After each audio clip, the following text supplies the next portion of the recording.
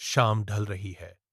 कमरे के फर्श पर भूरे रंग के कार्डबोर्ड के बक्से अस्त व्यस्त पड़े हैं। मीरा कमरे के एक कोने में सिमट कर बैठी है। उसके सामने उसका स्कूल बैग रखा है। वह बैग की धातु की चेन को पकड़ती है, उसे तेजी से नीचे खींचती है, फिर वापस ऊपर चढ़ा देती है। खुरदरी धातु की आवाज कमरे के सन्नाटे को बार बार चीर रही है। अगले हफ्ते उसका परिवार यह शहर हमेशा के लिए छोड़ रहा है। मीरा की नजरें बैग की जेब पर टिकी हैं, मानो वह उसे बंद करके अपने बीते हुए कल को भी वहीं कैद कर लेना चाहती हो। कमरे में कोई हलचल नहीं है, बस बाहर से आती हवा खिड़की के पर्दों को धीरे से हिला रही है। मीरा ने अपनी उंगलियों को बैग की स्ट्रैप्स में उलझा लिया है। वह एक गहरी सांस लेती है, लेकिन उसके कंधे अभी भी तनाव से जकड़े हुए हैं। वह जानती है कि अगले कुछ दिनों में यह कमरा पूरी तरह खाली हो जाएगा। वह बैग को अपनी ओर खींचती है, उसे अपनी गोद में दबा लेती है और अपनी ठुड्डी को बैग के ऊपर टिकाकर खिड़की की ओर देखती है। तभी कमरे का दरवाजा धीरे से खुलता है। माँ अंदर आती हैं। उनके हाथों में किताबें हैं।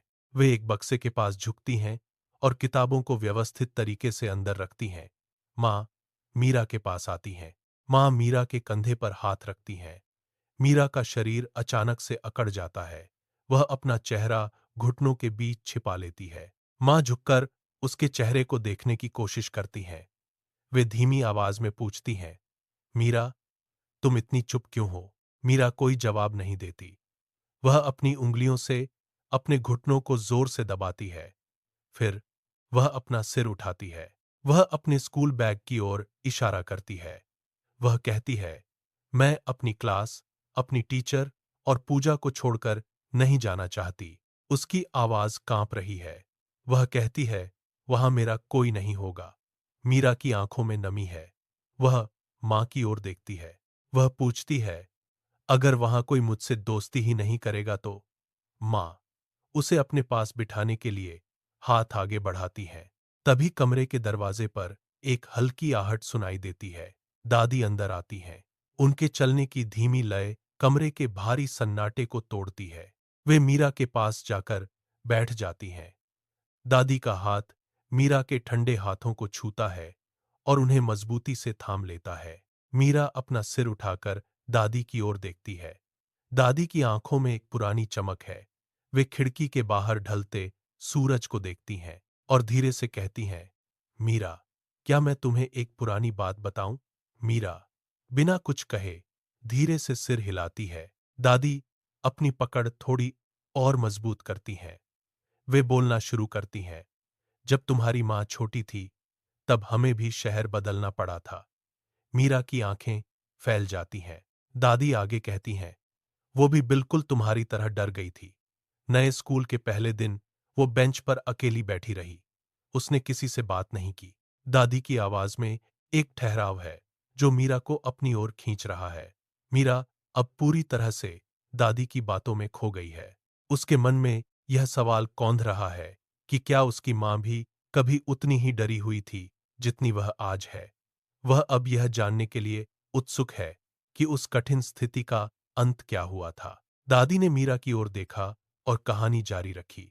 उन्होंने बताया कि कैसे मां घंटों बेंच पर चुपचाप बैठी रहीं, लेकिन अगले दिन सब बदल गया। दादी ने कहा, तुम्हारी मां ने गहरी सांस ली, अपने पास बैठी लड़की की तरफ देखा और बस एक शब्द कहा, हेलो। मीरा ने आश्चर्य से अपनी मां की ओर देखा। मां ने सिर झुकाकर बात स्वीकार की। दादी ने आगे कहा, उस छोटे से शब्द ने सब बदल दिया। शाम तक वो दोनों साथ खेल रही थीं। मीरा के चेहरे पर छाई उदासी धीरे धीरे छंटने लगी। उसने दादी से पूछा, तो क्या मुझे भी बस हेलो बोलना चाहिए? दादी मुस्कुराईं और बोलीं, बिल्कुल, दोस्ती की शुरुआत एक छोटे से हेलो से ही होती है। मां ने मीरा के पास आकर उसे सहारा दिया। उन्होंने कहा, तुम बहुत समझदार हो, कोई भी तुमसे दोस्ती करना चाहेगा। मीरा ने अपनी मुट्ठियां ढीली कीं। उसके मन में जो डर की गांठ थी, वह अब खुल चुकी थी। उसने एक गहरी सांस ली। अब उसके पास एक योजना थी। वह जान गई थी कि उसे क्या करना है। उसने तय कर लिया कि नए स्कूल के पहले दिन क्लास में जाते ही वह अपनी सीट के पास वाली लड़की को सबसे पहले हेलो कहेगी। उसके चेहरे पर एक नई चमक आ गई थी। मीरा उठी और फर्श पर रखा अपना स्कूल बैग उठाया। उसने बैग को अलमारी के अंदर करीने से रख दिया। उसने माँ और दादी की ओर देखा और तेजी से आगे बढ़कर उन दोनों को कसकर गले लगा लिया। माँ और दादी ने उसे अपनी बाहों में भर लिया। मीरा अब पूरी तरह शांत थी। वह कमरे की खिड़की के पास गई और बाहर की ओर देखने लगी। ढलते सूरज की रोशनी खिड़की से होकर उसके चेहरे पर पड़ रही थी। उसने एक गहरी सांस ली और मुस्कुरा दी। उसके मन में अब डर नहीं, बल्कि नए शहर के स्कूल और वहां होने वाली पहली मुलाकात की कल्पना थी। वह तैयार थी। उसने खिड़की के कांच पर अपनी उंगलियां रखीं और बाहर की दुनिया को देखते हुए नए सफर के बारे में सोचने लगी।